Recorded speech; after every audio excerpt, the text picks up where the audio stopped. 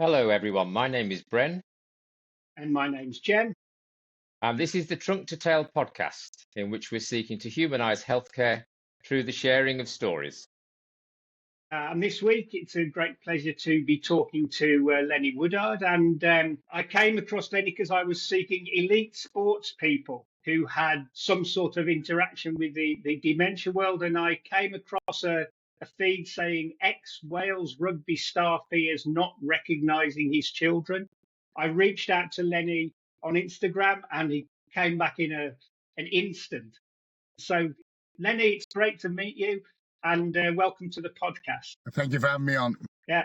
So I wanted to start off just by asking you if you could give us a sort of brief account of your rugby career and then just talk to us about when dementia started to become an issue for you.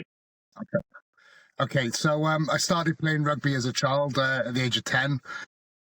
Played right through school and then played sort of county level. Started to get recognised at international level at the age of 19. Got picked for the Wales under-21 squad.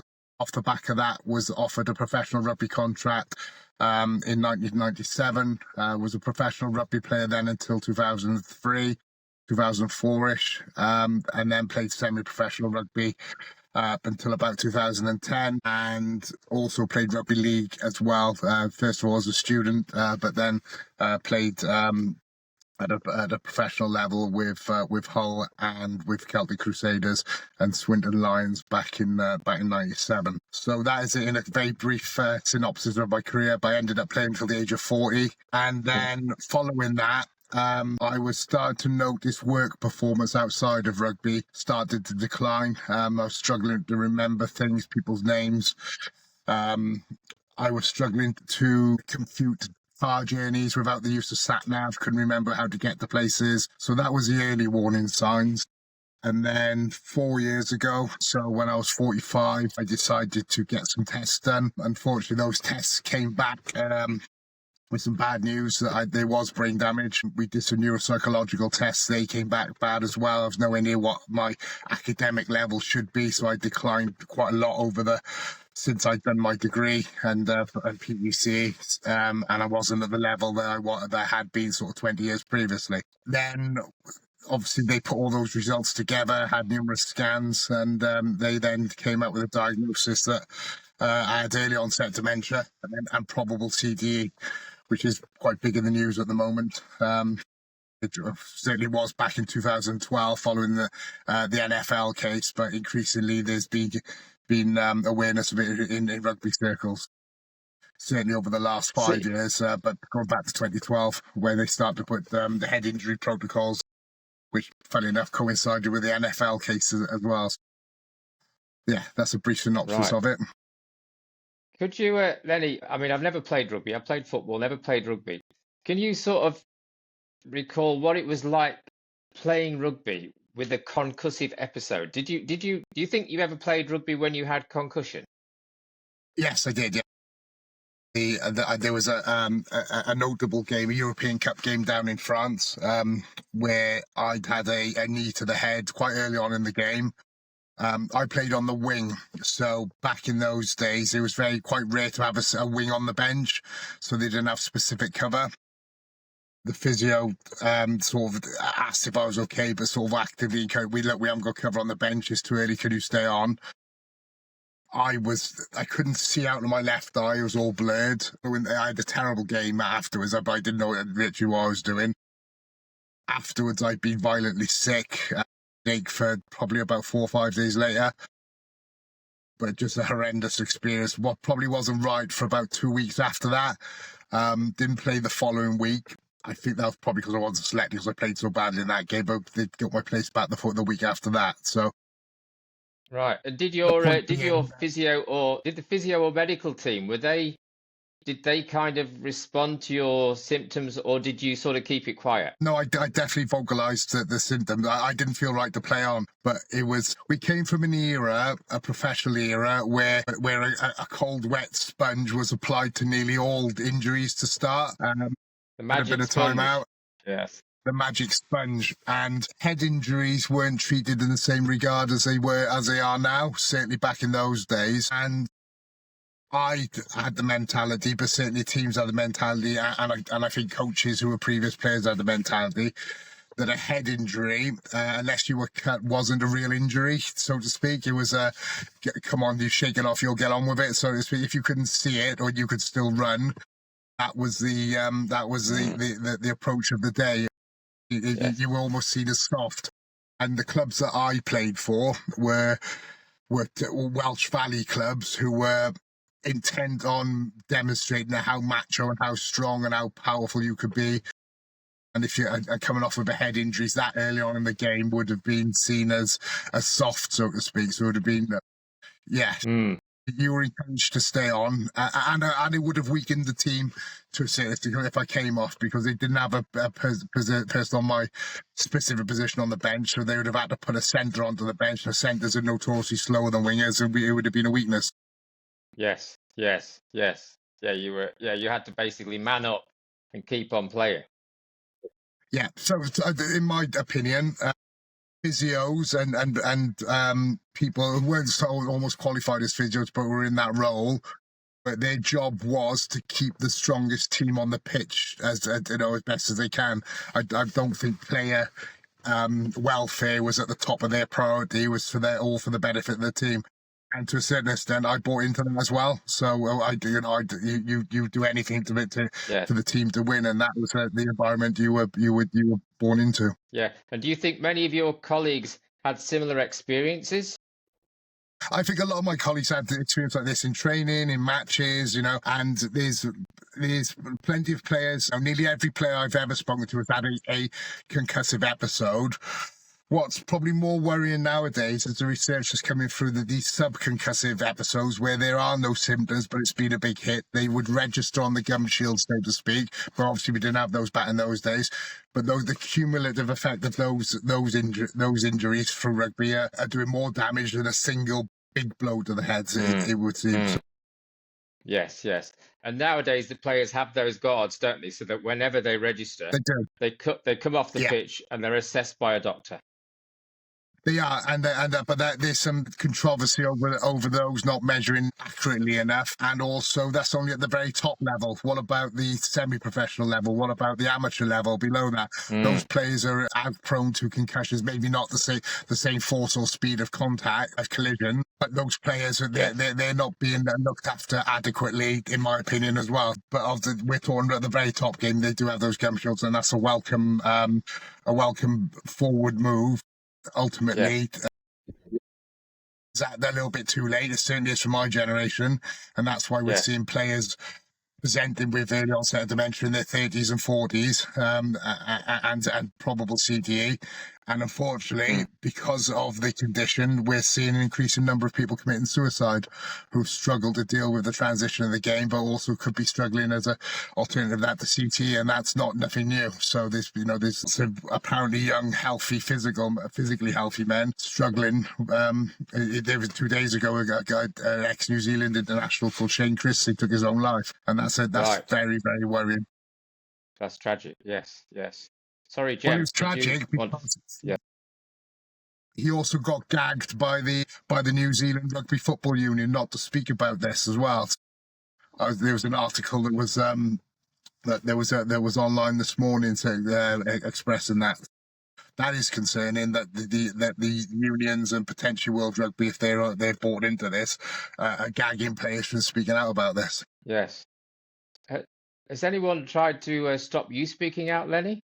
What I didn't expect, it's not so much people have tried to stop me speaking out, but the anger within the rugby world that they're attacking the game, so that what their perception of attacking the game. So people I've played with, although they might not disagree with the court case, I think it's quite hard to argue that I haven't been advocating for a safer game. I've done numerous interviews and stuff like that where I'm trying to promote player safety for the future, for the longevity of the game. I've also donated my brain to science after my death to see if we can help that way. So I was quite surprised that people just saw it as a money-making exercise for the players involved in the lawsuit, when actually there's some people properly struggling, some people living in cars, as I mentioned earlier, suicide attempts, and people killing themselves as well. So if you've watched the film Concussion with Will Smith in it, all of the opening scenes of that is the drama and terrible impact that CTE has on these people,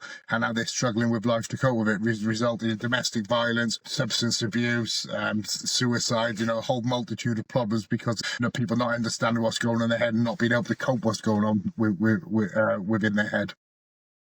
It's worrying. Right. That is sad. It's sad that people are taking that attitude to you guys when you're only speaking honestly about your condition. Yeah, exactly. The problem is, and certainly with a certain elements of the community, rugby community, although that's changing now, is that where they see a lawsuit involved, they see money involved, and there's a resentment of that. And from day one, they see sort of my diagnosis. I've done various news articles, sort of promoting the safety of the game, trying to make it safety for everyone involved. Yeah, there's a few sort of things in the background that questions that arise. The first one, can you just say a little bit about, you mentioned a court case. Can you talk about what that court case is? I could talk very briefly about it, obviously, because there's a court case, but the inference is that the powers that be within rugby, sort of relative, that the rugby unions and World Rugby, or the IRB as it was known, acted negligently, and they should have known or did know about the impact of head injuries and what potentially that would have on later life of players. And for whatever reason, that information was either suppressed, altered, or not disseminated. So that's the basics of it. And how many players? There's about 1,000 players at the moment. Wow, that's a lot. So it is, and it's a lot because there's a lot of people that didn't get tested. Okay, there's a lot of people that didn't want to know the result. But when I got tested, I was in the early sort of cohort stage, so probably there was around about 100 players. That has now gone up to over 1,000 players across rugby league and rugby union. Bear in mind, it's a relatively new profession, but where the game only went professional in 1995. So those players who went professional in the late 90s are only my age and a few years above, so up to the age of probably 60 as a maximum, and they're presenting with early onset of dementia. Now, that doesn't happen in the normal population. You don't see many people. Certainly, I'm 49, but I was diagnosed at 45. That to have the early onset of dementia as a diagnosis, following a stringent test, that just doesn't happen in the general public. General population, and there's one common denominator, that all these guys played rugby and had head impact. Now, if you align that with the NFL, where there's been, I think there was about 5,000 claimants, then you're starting to see an issue with head injuries, and the cumulative effect of head injuries and what that might mean in later life. I feel we're only just at the tip of the iceberg. There's a lot of players struggling, but putting it down to old age, or other people saying, that I feel like that too. Well, the reality is they don't. And so it would appear that a large number of people who went undertook these brain scans or certain neuropsychological testing, a huge percentage of those were going on to be diagnosed. There was obviously people who wasn't, or what their condition wasn't seen as bad enough yet. But if it's starting now in their late 30s, early 40s, late 40s, where they're going to be in their 50s, 60s, 70s, where you would normally expect things like Alzheimer's to present. A lot of the comments that we had, certainly on newspaper articles, were, "Oh, my nan never played rugby." And I was thinking to myself, and I'd replied to them, "What age was your nan diagnosed?" "Well, 70. "Well, that's great, but I'm bloody 45. Yeah. So there's the impact of it. And I'd like to think of myself, I went right through the education system. I attained high results in all my GCSEs, A levels. I got a degree at PGC. I was of a certain intelligence level and would put myself in the top end. But these neuropsychological tests that we've got, I'm an average, and on many cases below average on a lot of tests. A lot of the tests that are undertaken. Some tests I was still high performing, but it was worrying seeing the results of those that went back in 4 years ago, and then I had them repeated about 2 years ago. Right. Yeah. Right. It's not a. What's the how quickly or slowly is it for you? I mean, how are you changing? Is it relatively stable, or you were saying you've had the test repeated? If you can answer that question, if you would. Yeah, I can answer that question. For me, it's an unknown, really. I can see differences now between now and 5 years ago. Say, I'm worse now than I was 5 years ago, but it's not as steep a decline that I think, oh my God, by 5 years' time I'm going to be dead, so to speak. But they do estimate that in 10 to 15 years, all of us will need full-time care. And my concern is with that. If you're familiar, if you've gone through any family members with dementia care, you're talking about £1,500, £1,600 a week as a cost. Now, my concern is, and was and still is, who's going to bear the brunt of that cost? Is it fair for my children or my family to bear that cost, or even the NHS to bear that cost? You know, they're under enough stress as it is without something that might have been preventable from better protocols from rugby, with a load of 1,000+ rugby players now potentially needing full-time care in 10 to 15 years. So that's the concern and the impact of it. But ultimately, when you talk about dementia, all types of dementia, you're talking about lives being shortened. The concerning impact of that is also the latter years of that life deeply affected by people, dementia sufferers, i.e. the last 5 years, last 10 years of their lives is a massive decline. And that's my concern. And as you mentioned about the newspaper article earlier, I get my kids' names wrong all the time. Yeah, I've only got 2 dogs. I get their names mixed up. I end up calling them what my dogs' names were 20 years ago. That's a slow decline. How bad is this going to get? You know, we know people who don't recognise their children.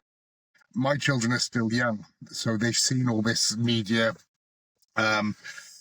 coverage, and they've had other kids go up to them in school and stuff like that. But they don't want their dad not recognise them. They're still in school, of school age, and that's a worry for them. So I try to play it down as much as I can in front of family and stuff, and I'm trying to make it as light-hearted as possible and encourage that environment, because I don't want them to be in the depths of despair. But let me put it another way. I had a good friend who was clearly suffering with the symptoms of what we appear to be CD, who passed away from a heart attack the other week. So never got to the full end of what his life would have been if he carried on and seen the dramatic effect of that.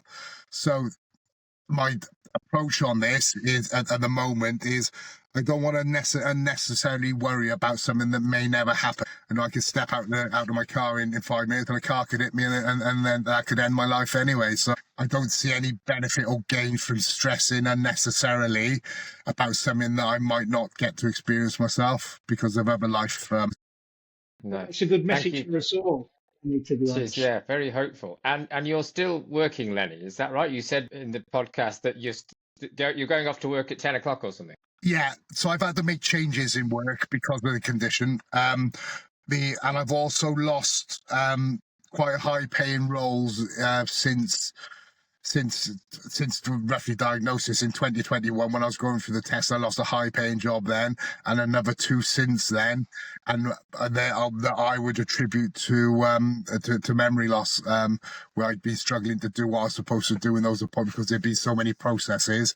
And I've also had to change the way that I work. If I go into a meeting, I have to write down the person's name I'm speaking to because I forget it.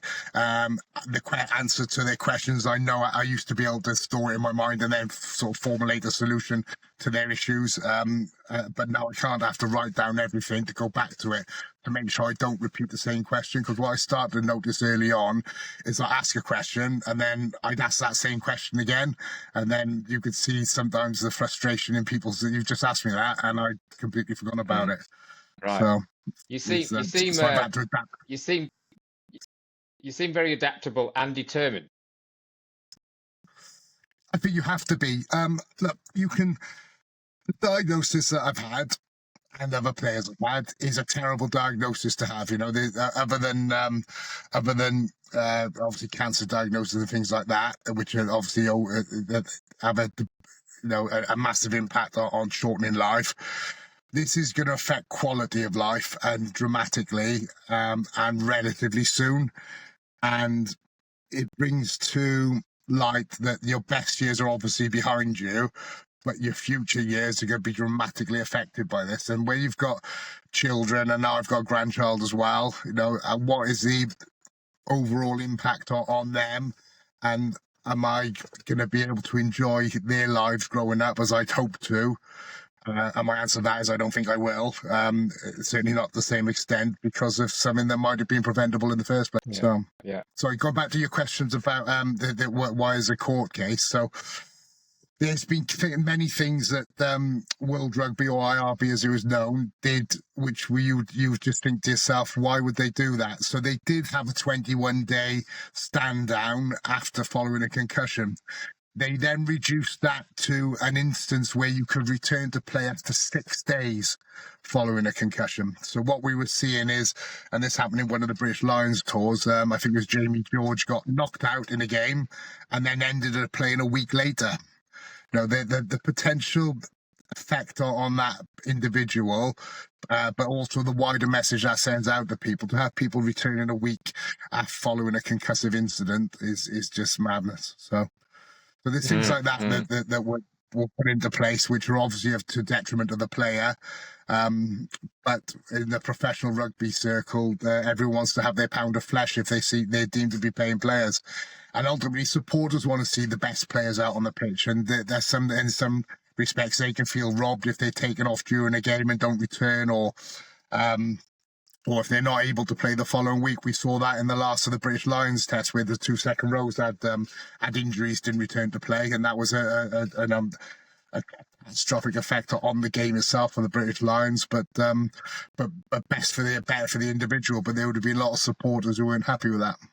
Yes, and what Gary Ringrose decided to do was, obviously, you'd say that was the right thing for him to do. Massive. Well, he wouldn't have done that. Well, a load of risk. He missed out on a British Lions cap because he would have been selected by doing the right thing. That wouldn't have happened in my day. In fact, if he had pulled out of I don't know what effect, but because there's a lot of coaches out there, in my opinion, wouldn't have selected him again if he pulled out because he had a fuzzy head. It's such a big step forward that the players are now recognising they're not right, whereas in our day, if you could run and you were only 70% right, you would have selfishly taken that to the detriment of the team and hoped that you played well, or you shook it off or run it off, or whatever you might have done. For him to do that, it shows a huge degree of selflessness and a massive respect. He's missed out on a British and Irish Lions cap, which he would have had, and I just think, wow. What a massive change to where we were 20, 25 years ago, where they would have done that. I believe that players would have been encouraged to go to play at all costs, so to speak, and hidden things like that. So it's a massive, massive change, and a massive kudos to Gary Ringrose for doing that. I think that's huge. Yeah, brilliant. I mean, you and the people in the court case could also take some credit for in the ground in which those seeds can be planted, I think. Yeah, that's right. Yeah, I think if we had to put our head above the parapet, so to speak, then these kinds of things wouldn't have happened. So that's great. It's increased awareness. I've done some talks with the Children's Alliance and things like that to increase awareness, and most of that has been largely received positively. doing things like this and speaking to you guys about it is increasing awareness, and you know, the more people that get to watch this will see that we're trying to make a difference. What I think is important to stress is we're not all doom and gloom. What we're saying is, if there is an incident, then stand people out and be comfortable in doing that and giving others the opportunity to play. Because ultimately, I don't want to see children playing now with the same. We need to learn the lessons of what my professional era are going through and have gone through. And if we can do that, the game's a lot safer. Now, there's a lot of people who believe rugby's gone soft, but these players are bigger, stronger, quicker. The collisions are more now, so these players need to be protected from the game, but also from themselves, because players will put themselves, you know, back on the field wherever possible. And I think what Gary's done is almost like a landmark moment, and massively huge for player welfare. But it also gives other people the confidence to say, okay, I'm not right. And he was supported by his coach, and he said it was a very brave decision. And I'm not convinced there's loads of people who would have done that still at this stage. So, as I said, massive kudos to him for doing that. Yeah, I'm aware we've got a minute or two left, Lenny, and normally we'd be saying, well, let's finish on a positive note, but you're finishing on a positive note, but I'm also aware I've got 100 more questions for you. So if you'd be happy, I'd love to have you back, because there's questions about what does rugby look like in the future, and there's a question. Sorry, go on. Yeah, so in the future, I think it's just a much safer game because of the changes that we're making. And I hope to see that we see less incidences of this.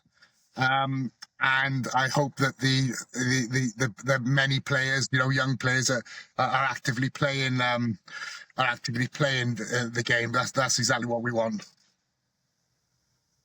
Now, what I was going to say, Lenny, I think personally, I've not met you before or talked to you before. I think you're an inspiration, and I think that what Gary Ringrose has done and what you're doing in spreading the word will encourage future generations to speak out on behalf of themselves. And we're so grateful that you've taken the time to talk to us today. No problem at all. I'm happy to do it again. So thanks very much. All right. Yeah. Thank you, Lenny. Lovely. Thank you for talking to us. No problem. Bye-bye, Thank everyone. you very much. Bye-bye.